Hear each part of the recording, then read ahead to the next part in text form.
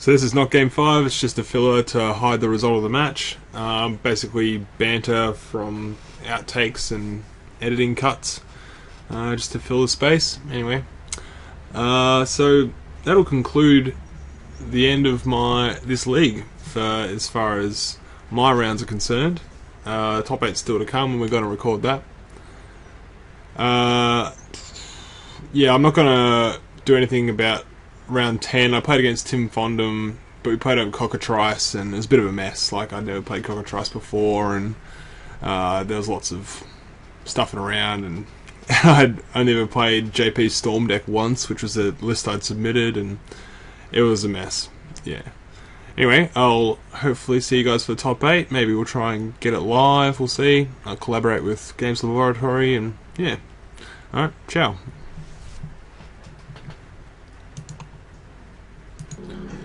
That was back in when it was like went and got a comic guide, and you have to go like Carrion Feeder comic guide, Mog Fanatic, and was Body Double legal? Yeah, Body Double was legal at that point in time. Yeah. Yeah, so there was this. I can't even figure out how to do it. I don't know. It's been through so many things. At one stage it was a Sliver Kill. Sliver Kill, my God. Well, we got 4 virulent slivers. 4 virulent slivers and like the haste one. Oh, wow. Like Firewake Sliver or something. That can't be good. Heart Sliver, I think it was. Yeah. That can't possibly be good. It was for a bit, yeah. And then there was... I would definitely prefer that my combo kill doesn't require the combat step. Yeah. That might have, I think it must have come out before either Rebel Arc or Body Double was printed. Yeah, it'd probably have to. Yeah. It'd probably have to. Because let's put it chronologically. So Body Double came out in Planar Chaos, so which is the set before, and Revelar came out in Morning Tide. So Morning Tide is Law and Block is the block after Time Spiral block. So Body Double came out first. Protean Hulk's obviously from Detention. Yeah. So I think it must have been before Rebel Arc was printed. Yeah, it definitely had to be before Rebel Arc was printed. Yeah. Because like the Virulent Sliver is in Time Spiral block as well as in Future Sight. Yeah. Flash has got some history in Highlander. I don't know.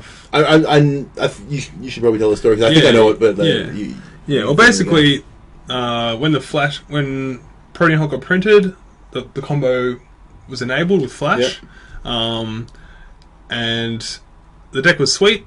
Like you would often get, turn 3 kills at instant speed. This is when like Mystical Tutor was only at 1 point. Yeah. The point system was quite different. Yeah. Well, the system was the same, but the list looked different. Yeah.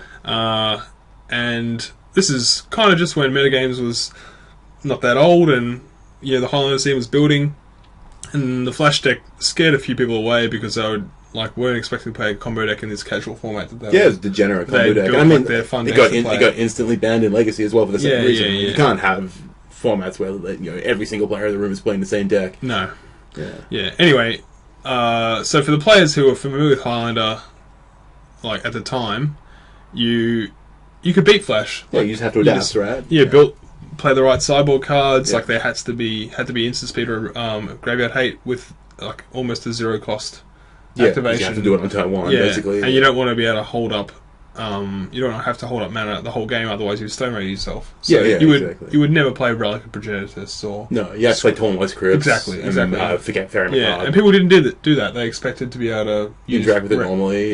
Use traditional graveyard interaction. Yeah. Anyway, but rather than wait for people to learn and lose a bunch of players to their frustrations, the points committee just said, right, we'll just ban it. When they're 4 and 4 on Flash. They banned the combo, and So that was I was speaking with Anatoly Lightfoot, who's just recently come off the committee at the beginning of this year. He stepped down from the committee position, and he's got this philosophical kind of stance that like you either have like maximum points for things, or you have minimum 0 points for things. Where he's like, he just wants like 7 points on Flash Hulk. So if you Flash Hulk, that's all you can have. Okay. If you're tinkering, that's all you can have. Right. Yeah, and he understands that his position is hyperbolic and and not practical, but it's his kind of philosophical, kind of like ideological stance on the format. And it was interesting to hear his kind of perspective on that. And since you're possibly stepping into the position of power, it might be interesting to kind of think about the way things were and the way things could be in the future, and philosophical stances basically. Like, do you build the list so that people can pick 7 cool cards to pick one at 1 point each, or do you try and like open things up and make the truly degenerate things very, very costly points wise, but make the kind of just powerful things? Do you make them affordable or free even, and see what happens to the format? I don't have any strong feelings one way or the other, but it's just interesting to kind of like think about the different schools of thought. So we're getting into sideboarding here, actually. Oh yeah, we can do some. Wax lyrical for a while. Yeah. We can get back to it after the end of the next game. Yeah. But I've definitely got my opinions on how the point system should work, and I'm looking forward to it. I think I'll just write an article about it. That'll be the best way to do it. Probably a good way to get your point across. Yeah. Rather than watch people force people to watch us sideboard, pontificate about it, like trying to watch beautiful Nick Watson's hair. Yeah. Okay, let's bring it up. Yeah. All right, so I didn't add the photos to the thing. I'll do that now. That's disappointing. So I assume it's going to get edited out. Yeah. So what are your vague thoughts on this thing? It's good. I'm glad your name was the immediate choice. Yeah. I am of the opinion of pointing decks. I stop it. Take tools out of it. Basically. Yeah. Well, I think clamp. Just put another point in clamp. Yeah, I think you and I thinking the same thing. I think that deserves at least one more point. Yeah, everyone's thinking the same thing. It's 2 at least. Yeah. It might actually be 3 to be perfectly honest. If it's 3, you can take the point off Steel Shaper's Gift. Yeah. Yeah. Or Stoneforge for Jide or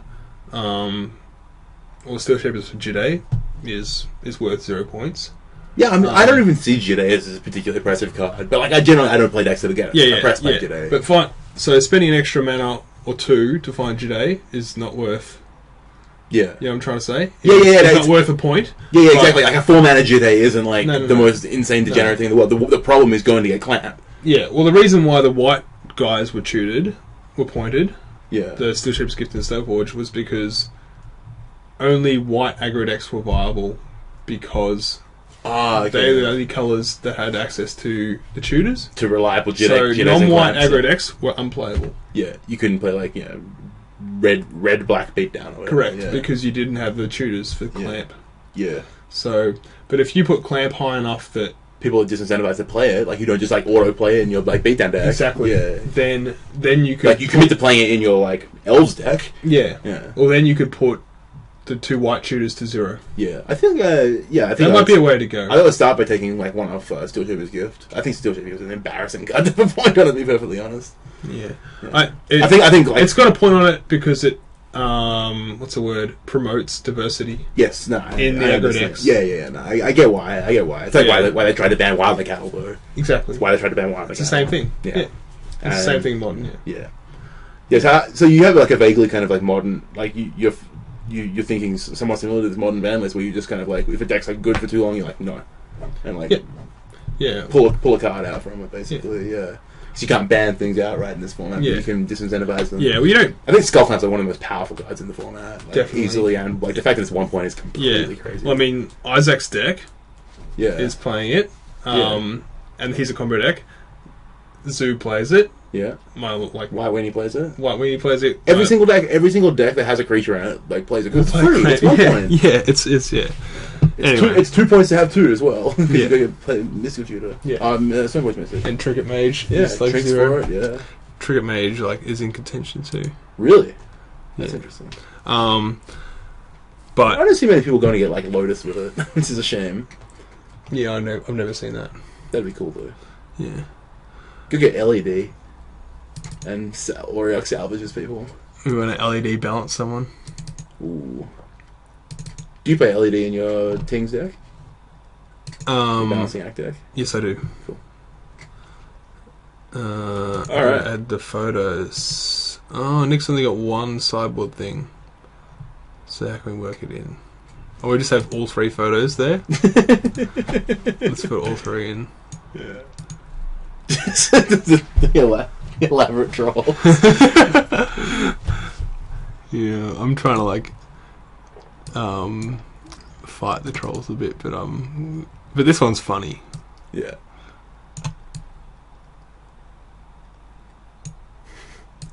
Does I have a gap?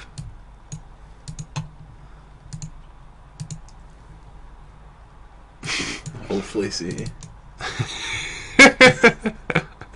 You could start with it just like overlaid over something like, oh sorry, and I delete that. I'll just have them all there. Make it simple. Just fit them in somehow. Yeah. Shrink everything. Shrink all the useful information down so that we can fit pictures of Nick Watson. Oh yeah.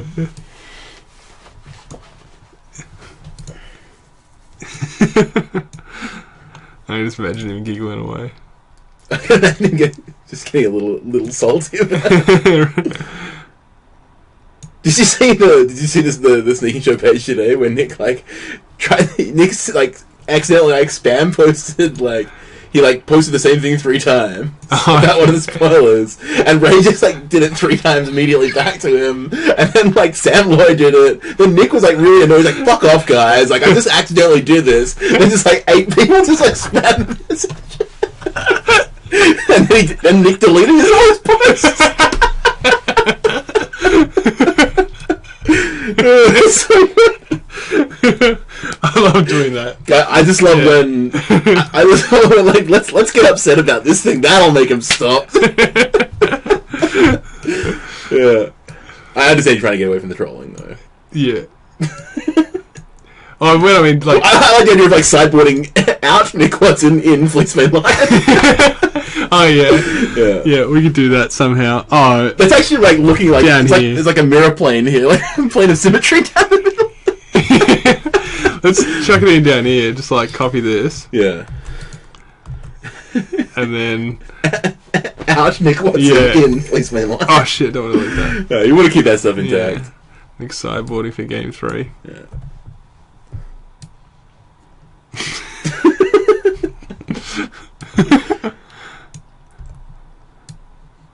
So when's the next league gonna start?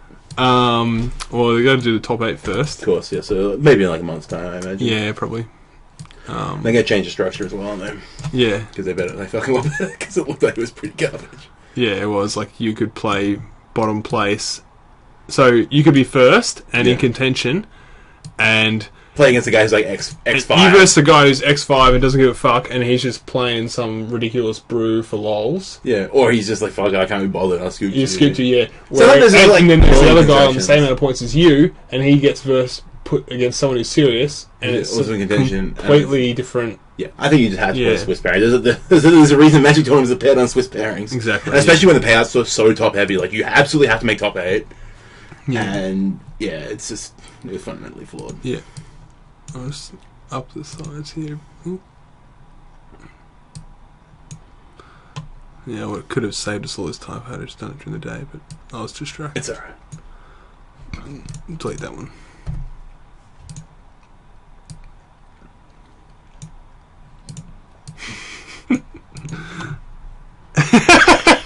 It's the same fucking dude, isn't it? It's the same guy. Yeah. Alright. What's the shortcut for...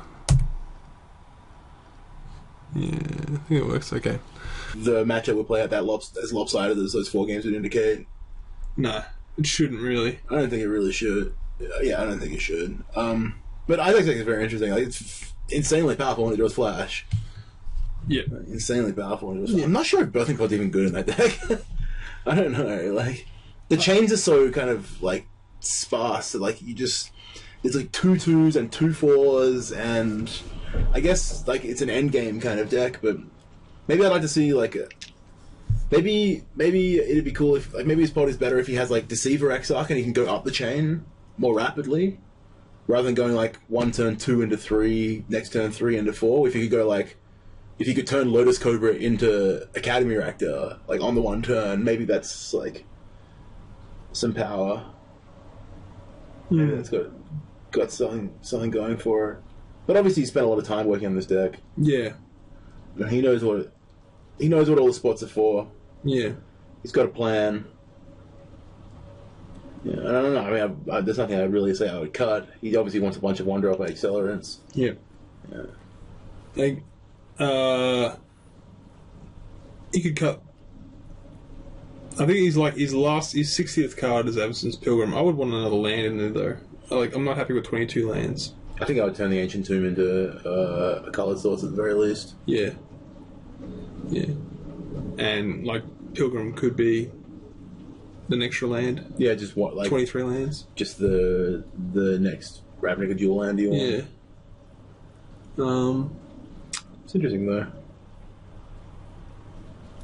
Wonder what would happen if, like, say, Skullclamp was like worth more points. Like, what would happen to his deck? You could cut Thragtusk or Jace. Yeah, Probably Thragtusk could go. It is a big tool against the Zoo decks, though. Yeah. Like, I assume against Zoo, he just like.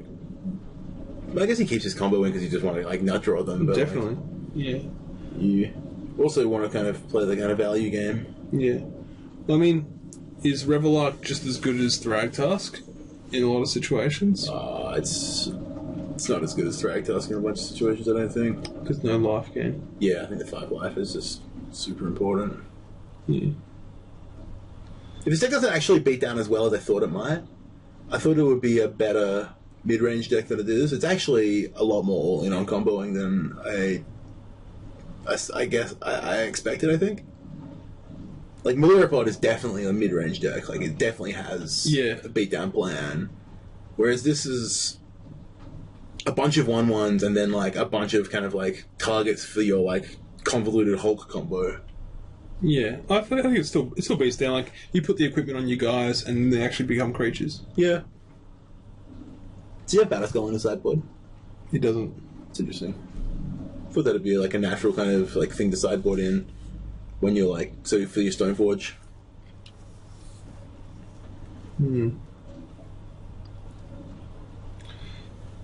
Yeah, maybe you could have that third piece of equipment when Sword of Fire and Ice is bad. You could play a different one, like like Batterskull. I think Batterskull is like the natural choice. Yeah. No, it's very interesting though. Yeah, that Ancient Tomb is pretty. It just seems super loose. Yeah. There's so many color mana symbols in that deck. I don't know, I guess he's got the high drops. But yeah. And he's already paying a lot of life with his mana base. Yeah. Well, not really. I mean, he's just fetching, and then he's got like one shock land and a City of Brass. Yeah. But. Well, Birthing Pod can pay off a lot of Birthing Pod. It's true. It can wind up costing you a fair bit, can't it? Yeah. Anyway, that was fun. Anything else? We could just do maybe we already did a recap. Yeah. Just say like a goodbye, I guess. Yeah. I'll put a pause in so I can find it easily. Yeah. Alright. Can you see where you've paused? Oh, like it shows the waveform? The waveform. And you can see like the flat line. Ah, okay, yeah, sure. Yeah.